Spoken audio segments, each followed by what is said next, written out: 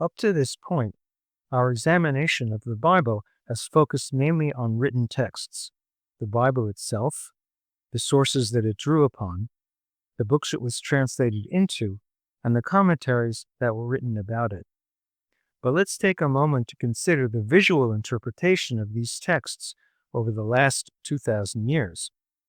As we've already pointed out in several contexts, until the last couple of centuries, most people in the Western world couldn't read or write, and their contact with the Bible was limited to what they heard from readers and preachers and what they saw in the paintings, sculptures, and mosaics that decorated their churches. So which of the many subjects and themes found in the Bible did these art forms choose to illustrate, and how did they approach them? Some of the earliest depictions of scenes from the Bible have been found in the ancient Syrian city of Dura, Europos, which held both a synagogue and a church from around the 3rd century CE. Both buildings were decorated with wall paintings. While the use of painting in churches has been a common practice since the earliest days of Christianity, it was not common in synagogues, and the use of human likenesses was considered by Jewish authorities of the time to be a violation of the law against images found in the Ten Commandments. The synagogue illustrations are, not surprisingly, restricted to scenes from the Hebrew Bible. From the Torah, we have Abraham binding Isaac at the altar, Aaron bringing offerings at the tent of meeting, and several scenes featuring the story of Moses, as a baby found in the Nile, at the burning bush, and getting water from a rock in the desert after the exodus from Egypt. There is also a depiction of the Israelites worshiping the golden calf, which may be one of the only paintings here that depicts an unflattering episode in the narrative of the Bible. The rest of the Bible is represented by Elijah reviving a boy from death and challenging the priests of Baal to a test of their God, the ark being brought back from the Philistines who had captured it, and King David being anointed by Samuel.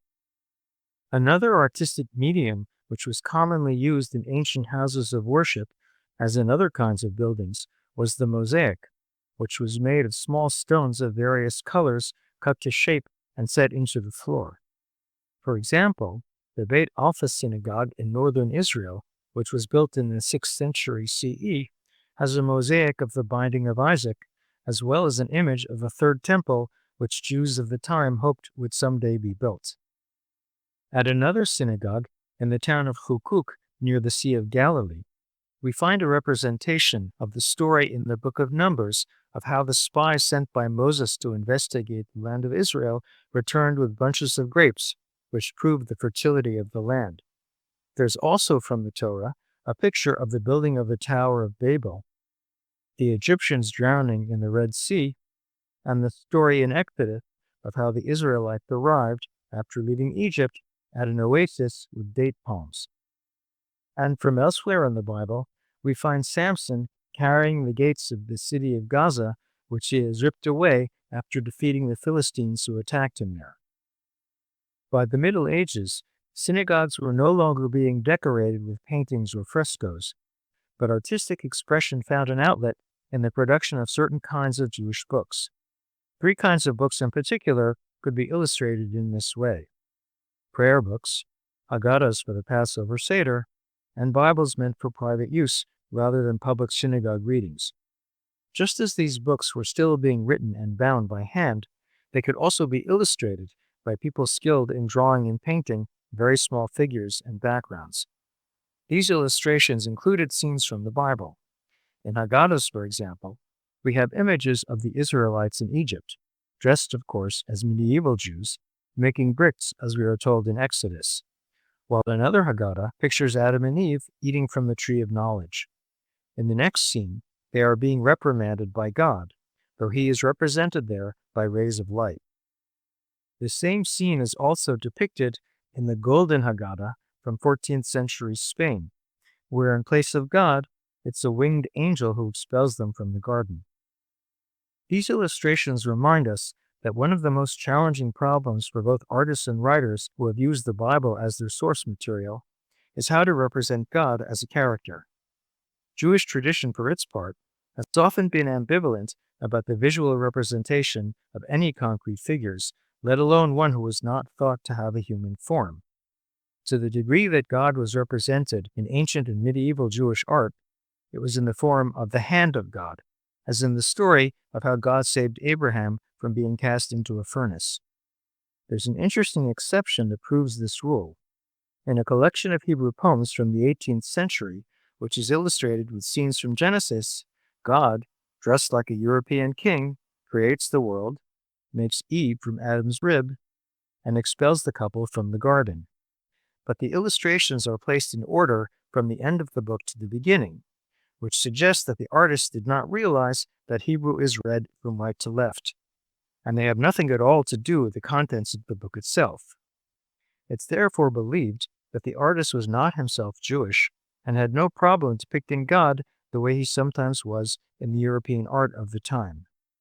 Then there are modern Jewish artists who, like modern Jewish writers, may combine traditional themes and images with contemporary forms of art. One of the most famous works in the Israel Museum, for example, is a sculpture of the biblical figure Nimrod made by an artist who was part of an Israeli cultural movement from the early 20th century, which was inspired by the remains of ancient Canaanite culture that were being discovered by archaeologists. Like European artists of the time, these Canaanites were interested in the primitive forms of some non-Western art. A different approach was taken by the French Jewish painter Marc Chagall, who often brought to life the world of his childhood, the rural communities of Eastern European Jews which were destroyed in the Holocaust. Though Chagall made use of the same themes as other Jewish artists, such as the life of Moses, in the years during and after the Second World War, he turned to the crucifixion as a metaphor for the suffering and destruction of his fellow East European Jews.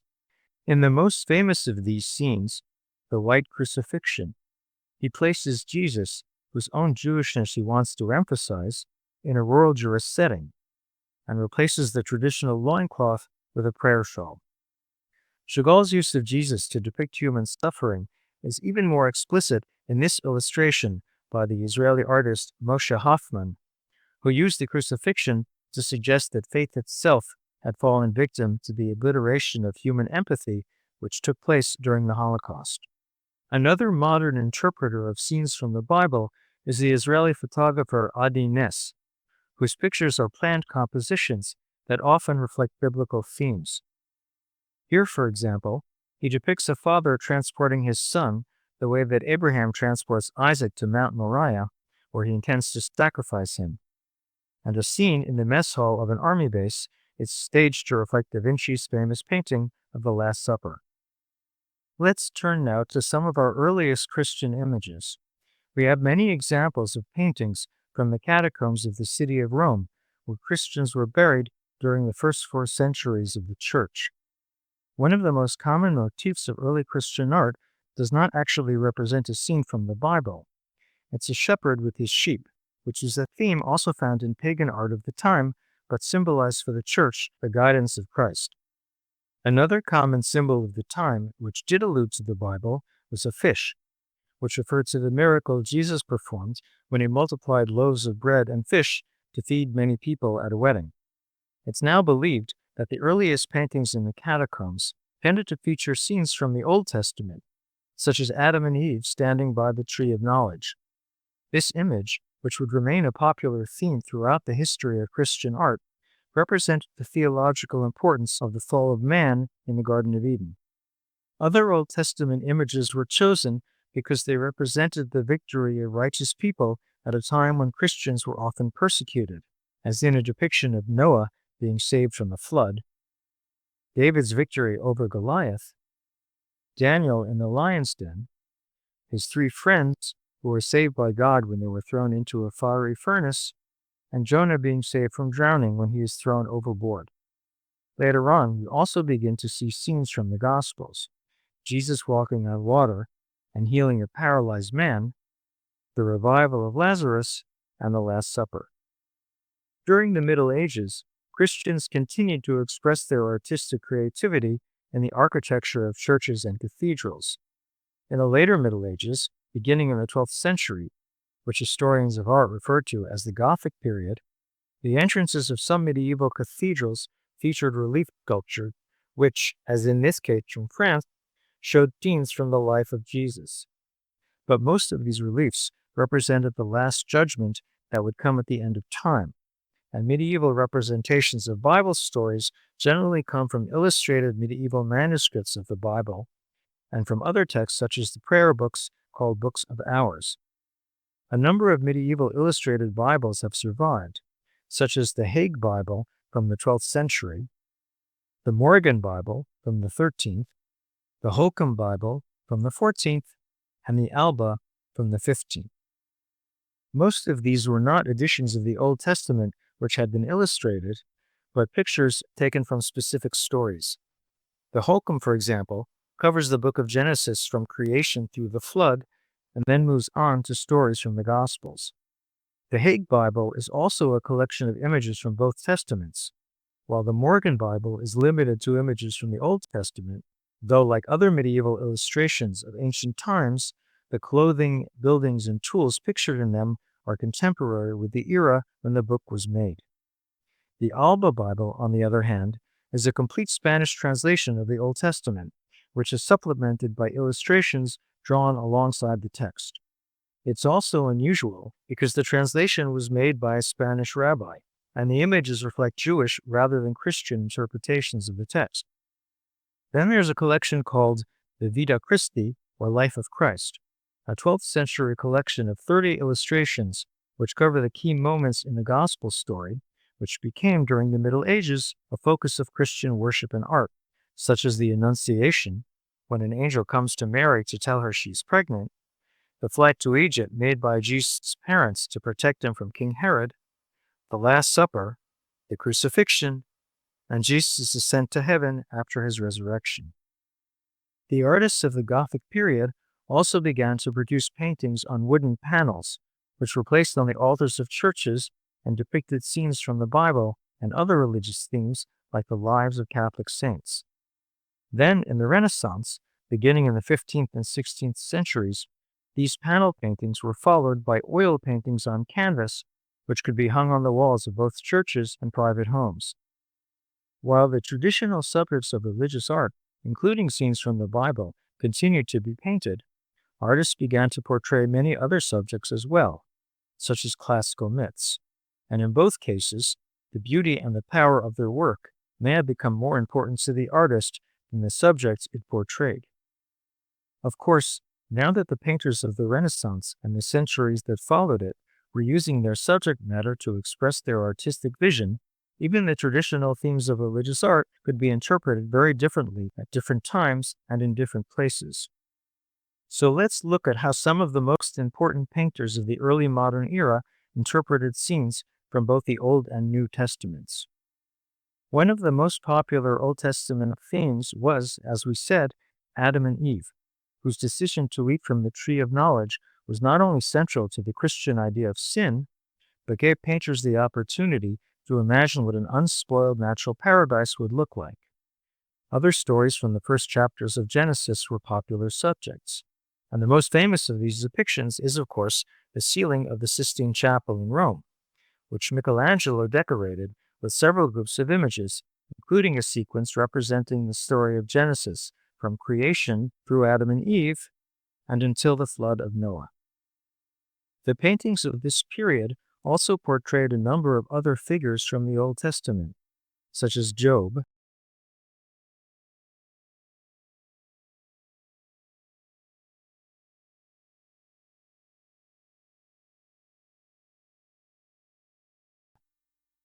Lot, the cousin of Abraham,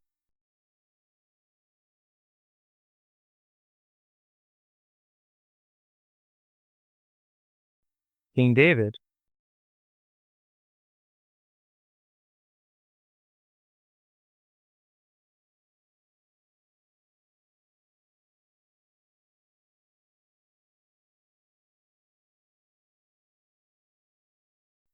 Samson,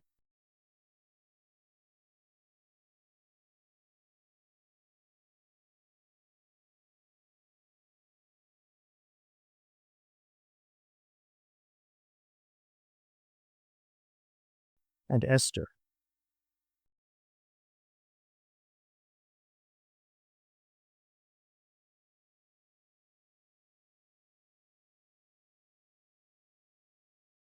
Aside from the fact that Christians saw the story of the children of Israel as their own story, a number of these figures are mentioned in the New Testament as heroes of the people of Israel with whom Christians identified themselves.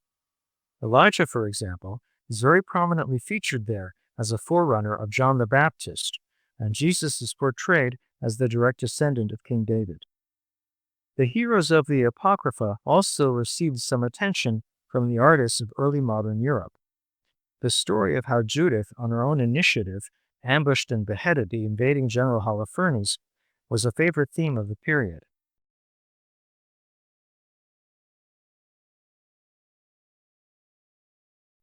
Another of these women was Susanna, whose story is also told in the Apocrypha.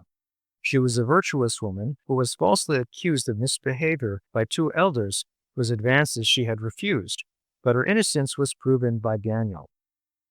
As we said before, the life of Jesus had long been reduced by the Church to a series of key events, all of which were favorite themes of European artists. The first of these was the Annunciation, when the angel Gabriel came to inform Mary that she was going to give birth, even though she was still a virgin. Then there was the Nativity, or birth of Jesus, and John baptizing Jesus in the Jordan River when the Spirit of God rested on him in the form of a dove. The sequence of events at the end of Jesus' life included the Last Supper with his disciples,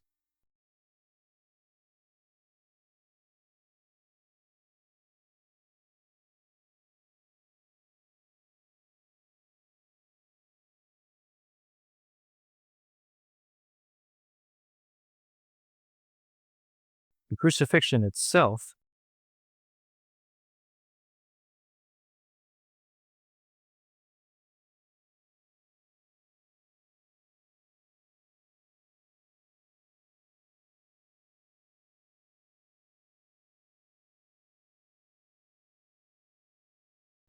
the Pietà, when Mary cradles Jesus' body after it's been taken down from the cross,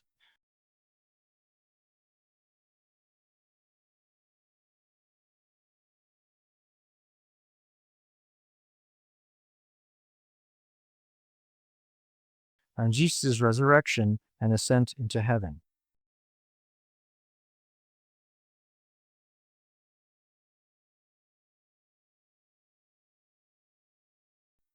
The stories and parables recorded in the Gospels were also a frequent subject, such as Jesus defending the woman accused of adultery,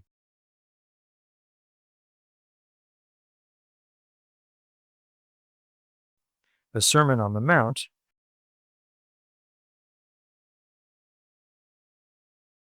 the supper at Emmaus, where the resurrected Jesus appears to two of his disciples,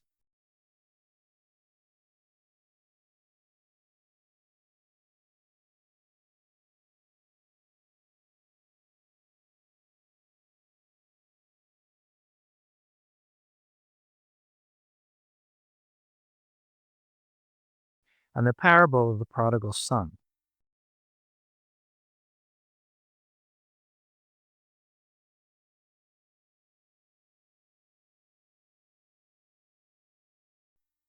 Some artists brought to life scenes from both the Old and New Testaments. The 16th century painter Hans Holbein, for instance, illustrated Adam and Eve, the dream of Pharaoh, the overthrow and death of the Israelite queen Athaliah, Solomon and the queen of Sheba, and Solomon's son, King Rehoboam, as well as Jesus and Mary Magdalene and the Last Supper. The Italian artist Artemisia Gentileschi painted Lot and his daughters, Jael and Sisera, Bathsheba, and Esther, as well as the Annunciation, Mary Magdalene, and the birth of John the Baptist. And the Flemish painter Peter Paul Rubens depicted, among other Old Testament scenes, Abraham and Melchizedek, Samson and Delilah, Elijah being fed in the desert by an angel, David and Goliath, Solomon judging what to do with a baby claimed by two women, and Daniel in the lion's den. And from the New Testament, King Herod's massacre of the innocents, Jesus and the three magi, the Last Supper, and the resurrection. The most extensive series of illustrations of biblical scenes was produced by the French artist Gustave Dura, who drew over 200 from both the Old and New Testaments. These were printed in a deluxe Bible known as La Grande Bible de Tours, which was published in 1843. Given that Christian theologians often saw the events of the Hebrew Bible as forerunners of the story of Christ, and that the same artist painted scenes from both Testaments, it shouldn't surprise us that some of their works make visual connections between the two books. The sin of Adam and Eve, for instance, is juxtaposed with the crucifixion that ended it, and the tree of knowledge from which they ate is compared to the cross. Maybe the most famous scene of this kind is the binding of Isaac from Genesis chapter 22, which was thought to parallel the crucifixion. God asks Abraham to offer up his only son. An obvious visual clue in paintings of Abraham and Isaac is that the ram mentioned in Genesis, which Abraham offers in Isaac's place, has been replaced by a lamb, which had been, since the earliest days of the church, a symbol of Christ.